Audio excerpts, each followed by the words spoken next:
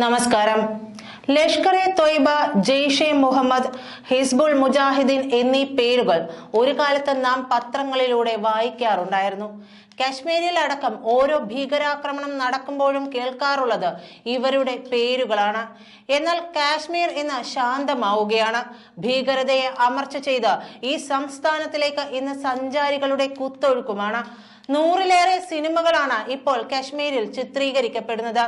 അതേസമയം ഇന്ത്യയിൽ നുഴഞ്ഞു കയറി ഭീകരാക്രമണം നടത്തി പാകിസ്ഥാനിൽ ഒളിക്കുന്ന ഭീകരർ ആവട്ടെ ഇപ്പോൾ ഭീതിയിലുമാണ്. ഈ വർഷം മാത്രം 16-ലേറെ ഭീകരരാണ് പാകിസ്ഥാന്റെ മണ്ണിൽ വെടിയേറ്റു വീണത്.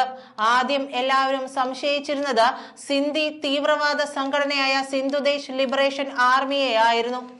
എന്നാൽ അവർക്ക് ഇതുപോലെ ഒരു ആക്രമണം നടത്താനുള്ള കഴിവ് ഇല്ലെന്നും ഇതിന് പിന്നിൽ ഇന്ത്യൻ രഹസ്യാന്വേഷണ ഏജൻസിയായ റോ തന്നെയാണെന്നുമാണ് പാക് മാധ്യമങ്ങൾ വിലയിരുത്തുന്നത്.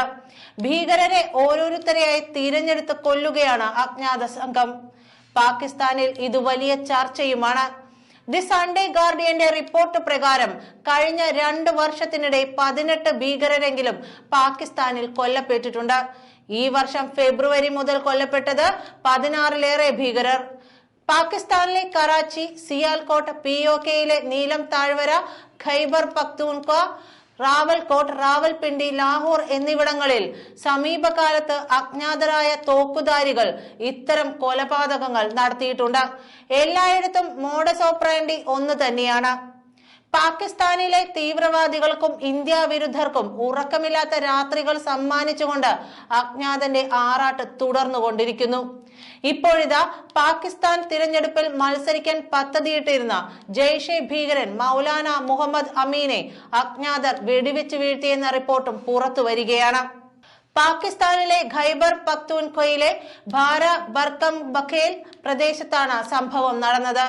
അജ്ഞാതർ നടത്തിയ വെടിവയ്പിൽ മൗലാന മുഹമ്മദ് അമീന് ഗുരുതരമായി പരിക്കേറ്റിട്ടുണ്ട്. നിലവിൽ മൗലാന മുഹമ്മദ് അമീനെ സിവിൽ ആശുപത്രിയിലേക്ക് മാറ്റിയിരിക്കുകയാണ്. അതേസമയം ആഗോള കൊടും ഭീകരൻ ഹാഫിസ് സയീദിന്റെ മകനടക്കം നിരവധി ഭീകരരാണ് ഇത്തവണ പാകിസ്ഥാനിൽ മത്സരത്തിനിറങ്ങുന്നത്. പാകിസ്ഥാൻ മർക്കസി മുസ്ലിം ലീഗ് സ്ഥാനാർത്ഥിയായാണ് മത്സരിക്കുകയെന്നാണ് ലഭ്യമാകുന്ന വിവരം. 2024 ഫെബ്രുവരി 8-നാണ് പാകിസ്ഥാനിലെ പൊതു തിരഞ്ഞെടുപ്പ്. 10ഓളം ലഷ്കർ ഭീകരരാണ് നാമനിർദ്ദേശ പത്രിക നൽകാൻ തയ്യാറായിരിക്കുന്നത്. ഇതിനിടെയാണ് ഭീകരർക്ക് പേടി സ്വപ്നമായി അജ്ഞാതർ മുഹമ്മദ് അമീനെ വെടിവെച്ച് വീഴ്ത്തിയിരിക്കുന്നത്. ജെയ്ഷെ ഭീകരൻ മൗലാന മസൂദ് അഹ്സറിന്റെ ബന്ധുവായ മൗലാന മുഹമ്മദ് അമീൻ പാകിസ്ഥാനിൽ തിരഞ്ഞെടുപ്പിൽ മത്സരിക്കാൻ പദ്ധതിയിട്ടിരുന്നു. ഇത് എന്തായാലും ഭീകരർക്ക് നൽകുന്ന മുന്നറിയിപ്പ് തന്നെയാണ്. കാരണം ഭാരതത്തിന്റെ കടുത്ത സുരക്ഷയ്ക്കായി നിർണായക തീരുമാനങ്ങളാണ് നരേന്ദ്രമോദിയുടെ നേതൃത്വത്തിൽ കേന്ദ്ര സർക്കാർ സ്വീകരിക്കുന്നത്.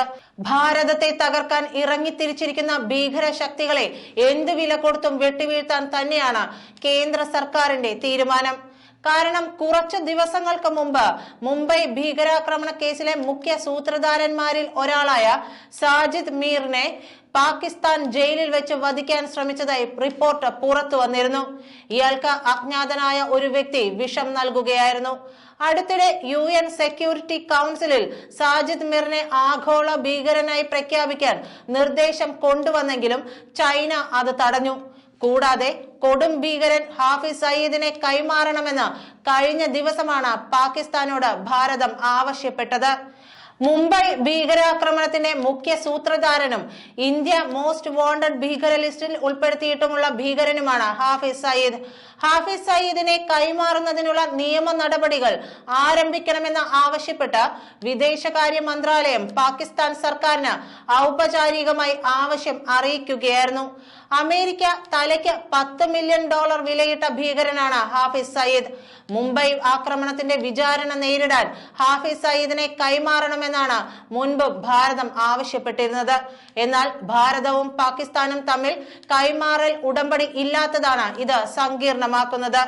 എന്തായാലും തീവ്രവാദ പ്രസ്ഥാനമായ ജെയ്ഷെയുമായി അടുപ്പമുള്ളവരെ അജ്ഞാതർ ആക്രമിക്കുന്ന നടപടി പാകിസ്ഥാനിൽ തുടർന്നു വരികയാണ്. നന്ദി.